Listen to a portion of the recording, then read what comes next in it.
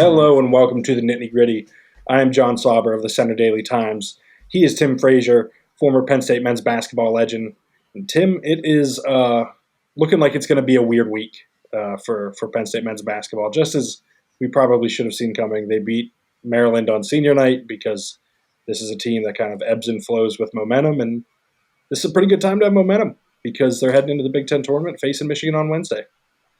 Yeah, of course. And when you look at it, you want to be the best team you can be, and this is the month. It's March. It's March Madness for a reason. This team has been up and down all year, but they finished the regular season with a win.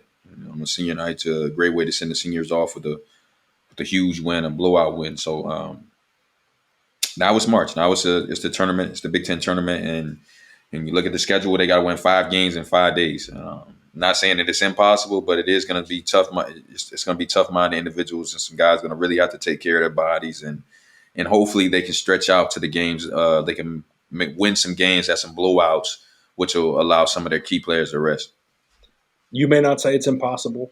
I'll say it's highly, highly, highly unlikely. It's just not something I expect to see happening. But there's value in making it further, regardless of winning the Big Ten. You know what I mean? Even making the quarterfinals, winning 2 and losing 1, I think would be really valuable.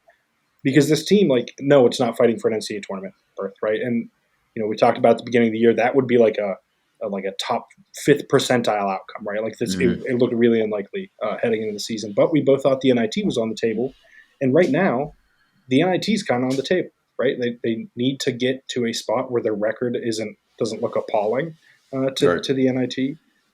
But I think they've got a legitimate chance, and I'll be curious to see, how far do they have to go, right? How far do they have to get in the Big Ten tournament to make it? Because as you and I were talking about before we started recording, this is kind of the best case scenario for a path standpoint for Penn State. Beat Michigan already, and that Michigan team is an absolute tire fire right now. I know I'm saying this, and Michigan's probably going to win on Wednesday. Play Indiana if they win that game, have dominated Indiana this year, and then potentially playing Illinois in the quarterfinals, a team that they've beaten this year. Admittedly, it would be neutral site, much tougher matchup, but still, this kind of lines up well.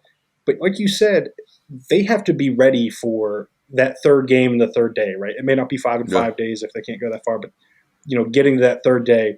From your experience, how much different is this week, this tournament week? From the regular season, right? How do you prepare differently, both physically and mentally for this?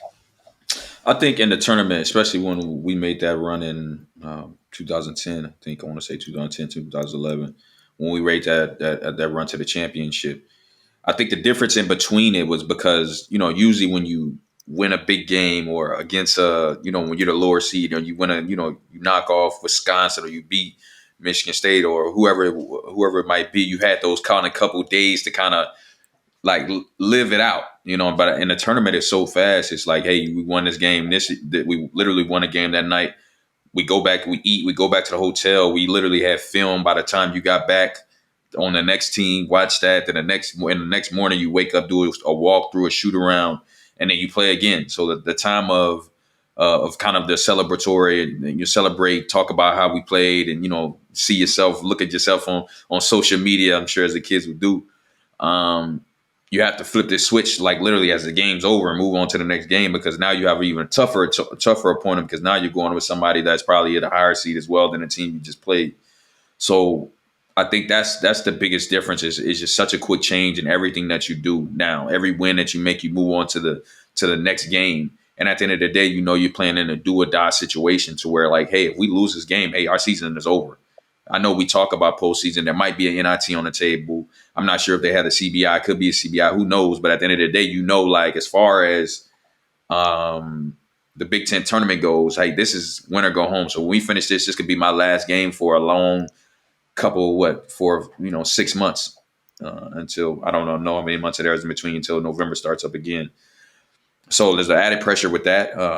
Again, you talked about with the schedule, you got Michigan first, then you got Indiana, and then Nebraska.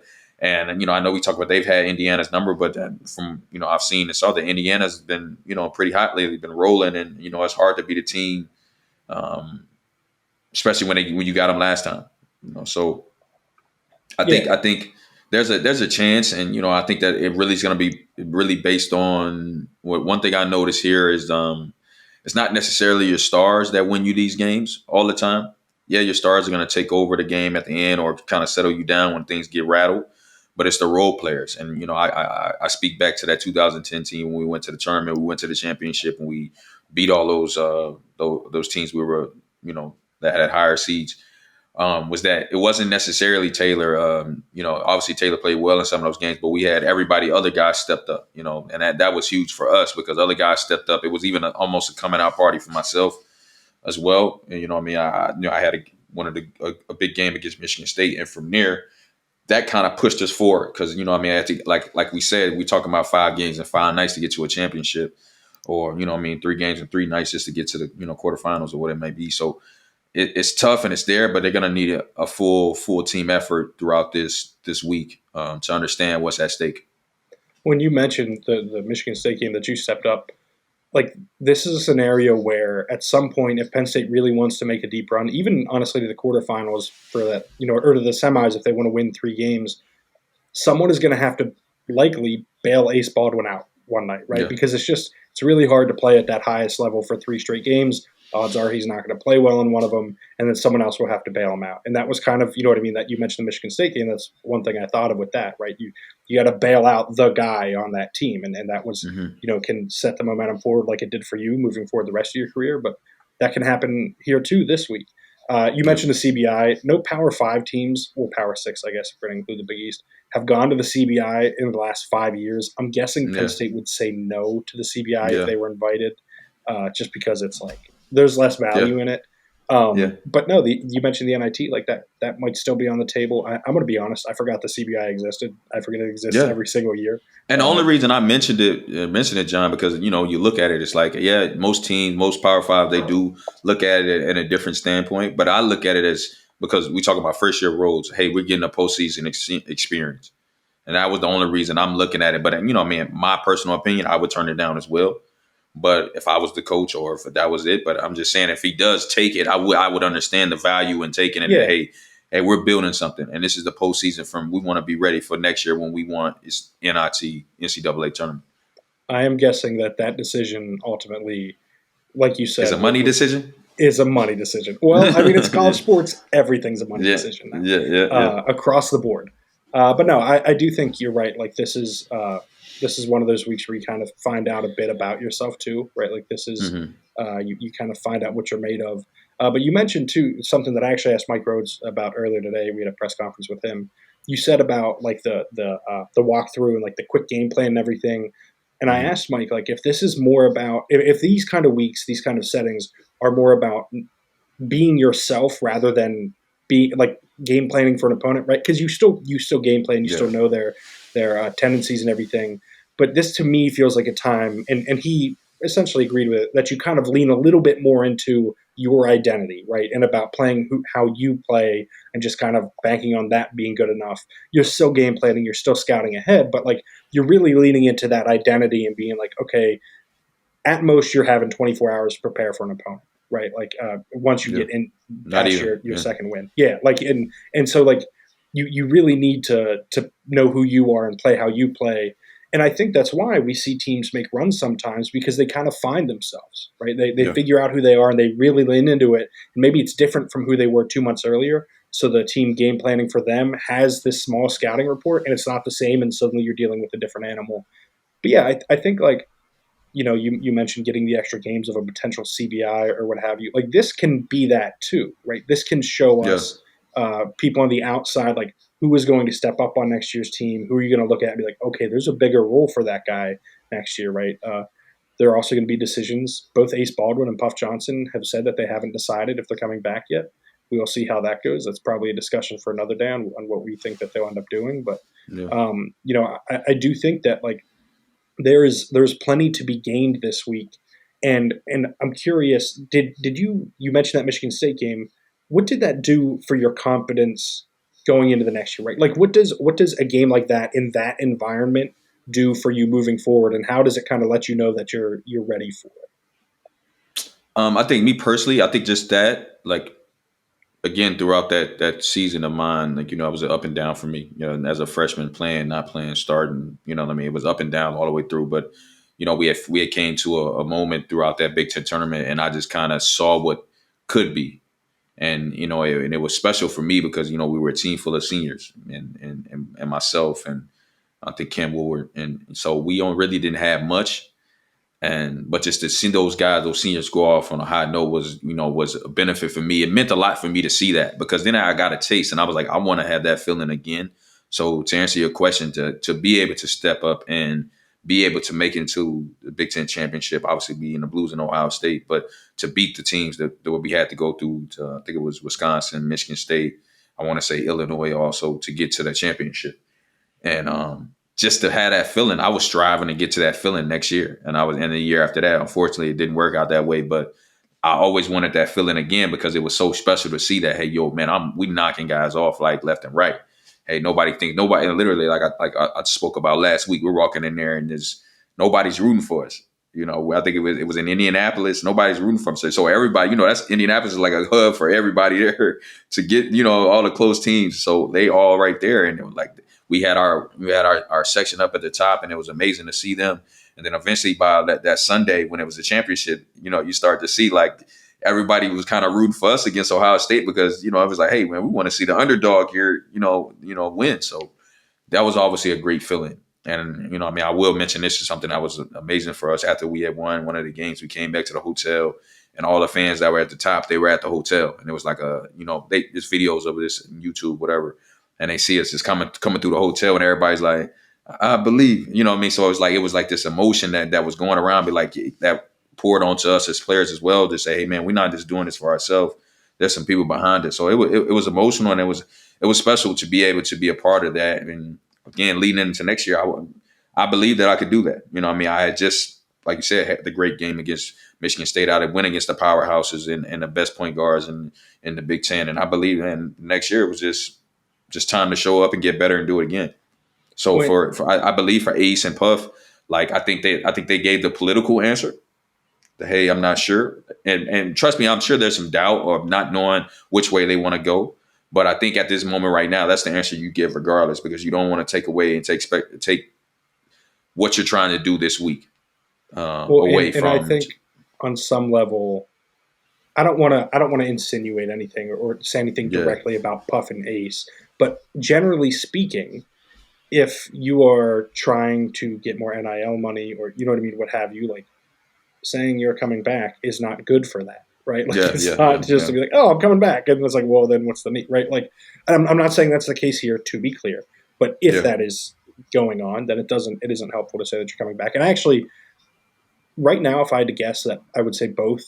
Call an educated guess, I would say that both are going to be back. I don't think those are final decisions, because I do think Ace can play in the G League next year, right? Like, I think he is a good enough player to do that. And frankly, like, I wouldn't be surprised if he carved out a career that wasn't all too dissimilar to yours, right? In the kind of timeline of everything, work his way up, end up being in the NBA for longer than people expect, right? Like, this, people counted you out pretty quickly when you went to the NBA, and you ended up having a long career. But I think he could end up looking at something like that, right? And I don't necessarily know if that has to start next year. It could start the year after, but I do think it's on the table. But if anyone, I think, is going to build off of this, especially if we're going to, if I'm going to say, like, you used your game against Michigan State for that, I think DeMarco Dunn is a really good candidate for that, for this Penn State team, right? Like, he's been foisted into, or he had a bigger role foisted onto him because of, Kanye Clary being dismissed from the team. He's been on the ball a little bit more. Now, that hasn't been as much the case of late, but they're still relying on him. And I think you could see, like, a game or two, if they get that far, where it's like, oh, okay, this is what it looks like. And then suddenly next year you're looking at that backcourt of him and Ace Baldwin, if Ace comes back, is like a high-end backcourt. And I think a guy like that, a guy who's going to have the ball in his hands more, like you, right? Like, you went up from they put the ball in your hands when you were on the court, but, like, you weren't Taylor, right? Like, you weren't Taylor Battle out there because he was, the guy on that team. So I think he's learning to play off the ball right now, and then giving him the ball in that situation kind of maximizes him in a way that allows him to take that step forward And I think that's especially true for guys who control the ball, right? Like when you don't have it as Hmm. much, it's a tougher adjustment. So I think getting it and getting that kind of game would be huge for him next year. Yeah, I agree. I agree. I think this Big Ten tournament is nothing but positive. I mean, there's no negative for it in me. What I Unless they see. lose Wednesday. I do think But like yeah, but at the end of the day, I don't know. I don't know if it's necessarily negative because just as what this team has been through all year, like it wouldn't put its past. It wouldn't. It's not something. Obviously, we hope and we don't think it's going to happen. But if it does happen, it just shows that the team wasn't ready for the tournament. it really shows the Because flip obviously, flopping nature of how they've been all year too, right? You and I talk right? about this all the time, like how they've gone back and forth, like winning on senior night to end the regular season, then losing to the worst team in the Big Ten Yeah, would be right. like almost two on the nose for this team. Right, but at the end of the day, like I was saying, I don't see a negative because if they do lose that, man, that's nothing but I mean, that's fuel on the fire because now it's not saying it's a disgrace because obviously you play the game, there's always a winner and a loser, but it's a slap in the face for sure because everybody in that locker room believes that hey man, we're a better team than Michigan, and we have a chance to make a run and to slip and have a mishap against Michigan at this moment is something that can't happen. It's something that should be something that weighs on them all summer long. So when we talk about those spring workouts, those summer workouts, going into summer one and summer two, man, that's the last taste you're gonna have in your mouth is a loss to the worst team in the Big Ten when you had a chance to really make some noise and set yourself up for some type of postseason. You So that's what I mentioning say. I don't think there's no negative to it. You know what I mean? There's going to be positive to this regardless. I think, hey, if you win one game, two game, three games, and let alone go up to five, I think that's the best case scenario. I know you don't believe in it, but I mean, I've done it. I've done to the four games. I mean, I did the 4 games in 4 nights and got to it's the way championship. tougher So when it's you add that Wednesday night game in. yeah, I agree. Especially to kids that don't have the resources that obviously we have in the NBA as well.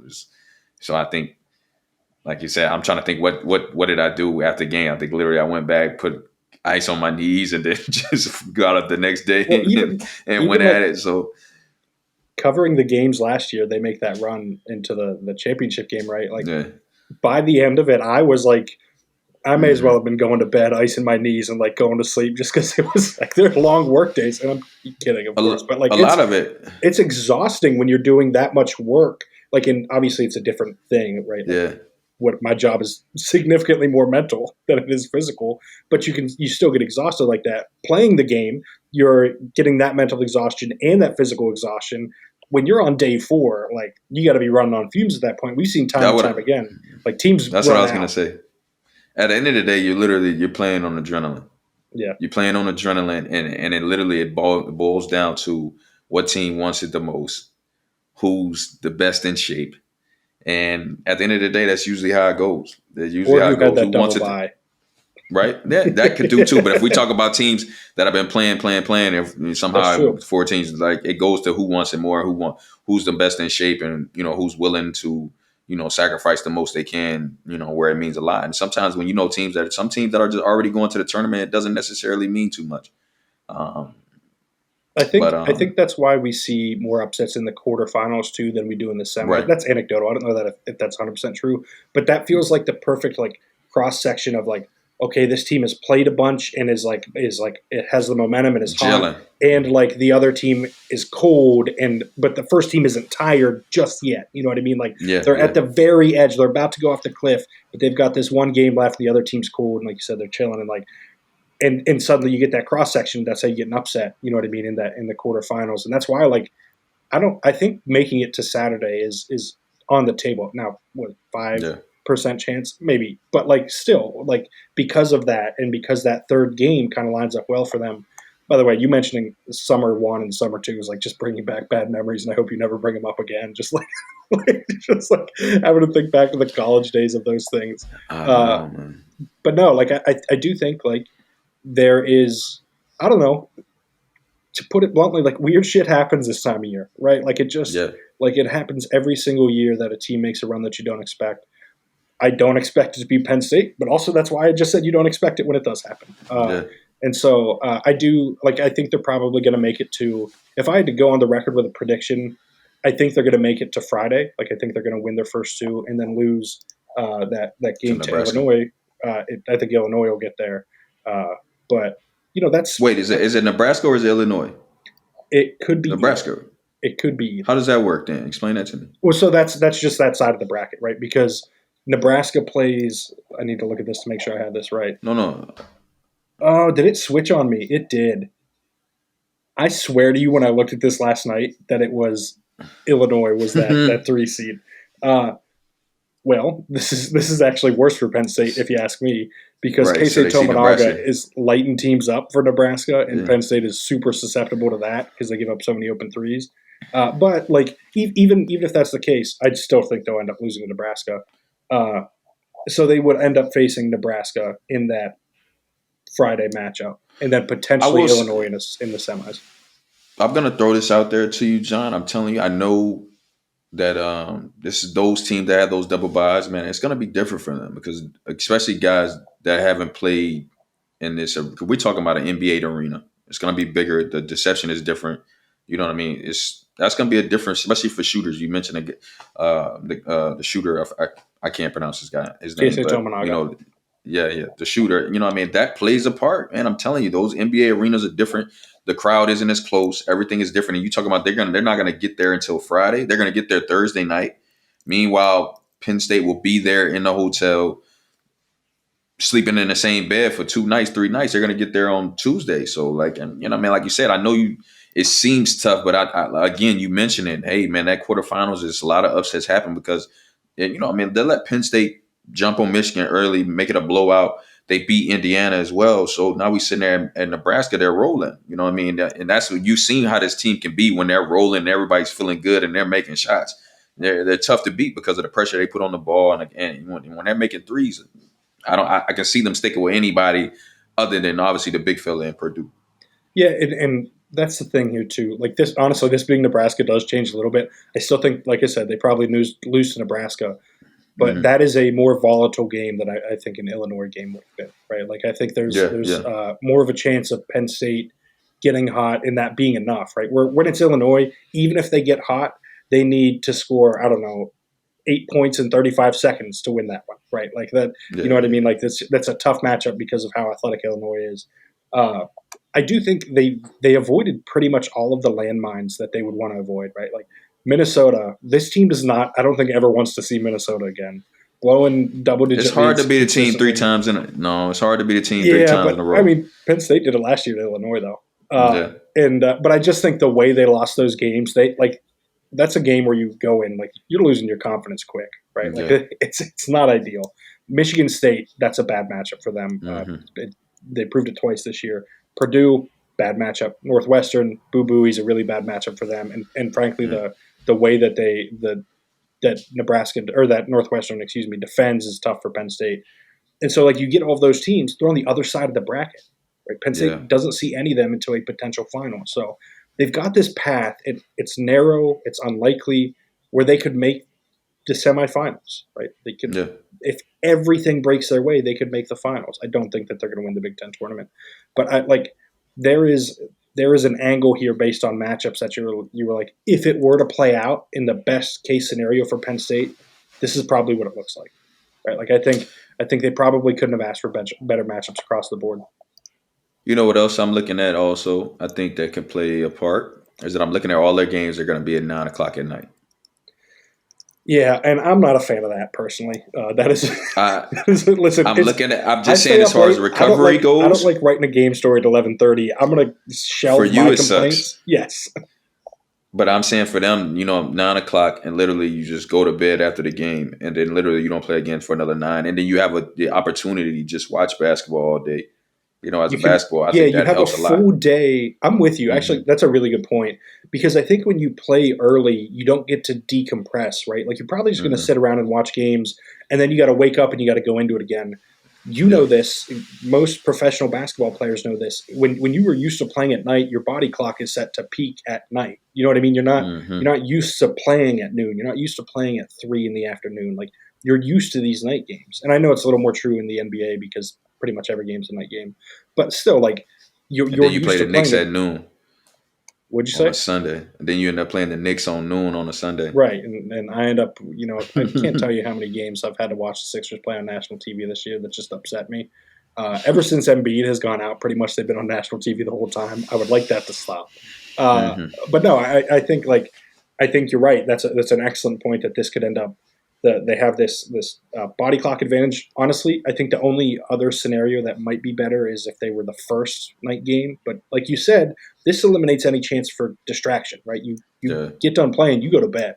It's yeah, an 8 o'clock Central Time start, but they're still on Eastern Time because they are yeah. used to that time when it comes to their body clocks. But Hmm. yeah, it's I don't know, man. I keep rolling them out, and then you just look at it. You're like, well, if this goes this way and that goes that way, and suddenly they're there. But again, it could very much be, well, if this goes this way and that goes that way, they're flying Then they're home out Wednesday night, Saturday or like Thursday. Yeah, or Thursday morning, I guess, because that is going to be yeah, a late game too. But yeah, it's honestly this is like my favorite time of the year. I'm not going to be in Minneapolis, but it's still a lot of fun to track and a lot of fun to keep track of because it's not just the Big Ten. Obviously, you get Big 12 and everything too, ACC, Big yeah. East, all these tournaments going on at once. It is going to be But a very fun week of basketball. yeah, and this is the prime time, for basketball junkies and just anybody that loves basketball, like especially sports bettors as well. I know they're eager and ready for the brackets to come out to That's right. try to make that perfect bracket. I do got a question. When does the postseason awards come out? I mean, not Tomorrow at postseason. noon. Yeah. Tomorrow. So I'm curious about that. Does Ace get a nod somewhere in there? I think he deserves it somewhere. He Yeah, deserves some type of postseason. I'm not sure what he gets because I do believe like those first four teams have so many, stars. I think And he's going then to be on an All Big Ten team, and prob- I would an think. honorable mention, or you I, thinking he's making no, the I think he'll third make it. team? I think he'll make the Yeah. team, like one of the Yeah. teams, and I think he'll be on first team All Defense. Um, Outside of that, I don't Well, think. he has to make that though. You know what I mean? Because I literally, don't what know, is he man. leading the Big Ten in I don't. steals? I don't have a vote in this. I think there Yeah. was. I think I had a vote one year. I don't remember if I did or not. Maybe I'm imagining it. But like, I don't have a vote this year. I. It's really difficult, and this is a conversation for another It's day. politics. But it's also like you just don't get to watch. It's easier with basketball. I'll say this than it is with football. I've been asked to Yeah. vote on football stuff where it's like I don't know who the third best left guard in the Big Ten is because I Right. don't like during like all these teams are playing at the same time. With basketball, it's spread out across the week. I have a better idea of the entire league, Hmm. but still sometimes people just don't get to see teams as much. And like when you're Penn State and you're the 11 seed in the Big Ten, maybe people aren't watching as much. I don't know, but like you said, you Yeah. can like Yeah. look at the stats, see the steals numbers, and deduce that Ace Baldwin's a good defender, which I think will probably be the case. He'll probably be first team. I'm curious to see how it plays out otherwise. Like what Yeah. if there's anyone else recognized or anything like that. I'm guessing no. Might be an honorable mention for Kudus Wahab. Uh, but I don't think so. Just based on Hmm. the counting stats that he has, but yeah, I think Ace is going to get some well deserved recognition tomorrow. We're recording Monday, March 11th, for what it's worth. Uh, but yeah, it is again an inconvenient as I continue to complain about nothing on this podcast. James Franklin's spring ball presser is tomorrow at noon, like the first press conference because spring ball starts Yeah. tomorrow for football.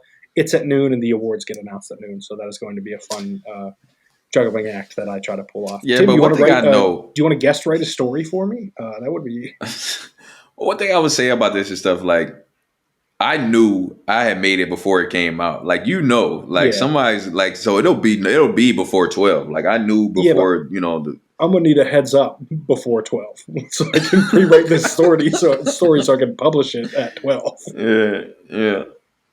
But For yeah, sure, no, man. But I hope he gets some recognition because I think he deserves it. I think people don't recognize what a him, Coach Rhodes as well. He should be recognized for what a tough job that is coming in year one and being a very, man, tough win for a lot of these teams and he to won win a 9 lot of games in the those conference. games. Yeah, and to do it, and then on top of the adversity that they faced, with Kanye leaving, and just how they started with the four losses in a row to be able to turn his team around and him stepping up in a big way. And I think he should get some type of credit, some type of recognition for what he's done, and as well as Coach Rhodes is keeping that team together. Yeah, and Ace has been really, really good since Kanye was dismissed from the team. Yeah, But we've seen it on the court how much better he's been, and if he comes back, I think that trajectory is only gonna continue upward. So yeah. something to monitor sort of the rest of this year and going into next year. But I think that's probably a good place to leave it for this week. Like I said, Penn State plays Wednesday night at about 9 p.m. Eastern time against Michigan in a game that they really should win. Uh, On Peacock. that's right, on Peacock, which is just you want to hear me complain about things I can complain about a lot with streaming services and whatnot. But like I said, that's a good place to leave it for now. If you want to follow Tim on Twitter, you can find him at TimFraze23. You can find me at Jon Sauber. Thank you for tuning in. Have a great day.